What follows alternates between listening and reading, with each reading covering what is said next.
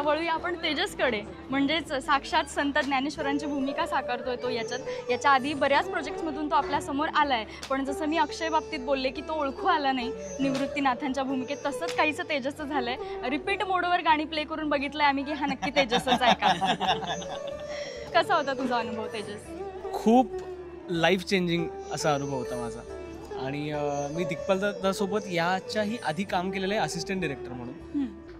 So पडद्यामाग मी आधी काम करायचो, आता त्याच्यासोबत काम करताना पडद्याच्या पुढे आलो आता. एवढाच त्याच्याबरोबर काम करतानाचा फरक पडलाय.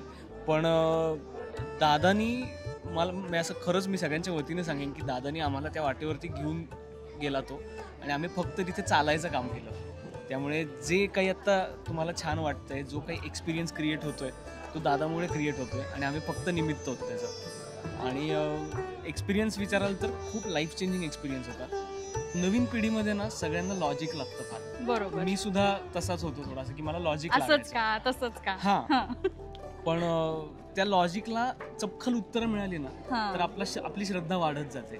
तर या चित्रपटाच्या निमित्तानं माझं ते झालं की प्रत्येक लॉजिकला उत्तर मिळतं. म्हणजे जे चमत्कार आपल्याला दिसतात ते चमत्कार नाही आहेत, तर ते विज्ञान आहे. ते विज्ञान कसं आहे या सगळ्याची उत्तरं मिळत गेली. आणि याबद्दल मला वाचायची आवड होती आधीपासून, पण दादाने आणखी छान प्रकारे ते सगळं एक्सप्लेन केलं. त्यामुळे तेजस म्हणून माझा आध्यात्मिक पर्स्पेक्टिव्ह किंवा कलाकार म्हणून एक जो आपला पर्स्पेक्टिव्ह असतो तो खूप जास्त छान पद्धतीने बदलला.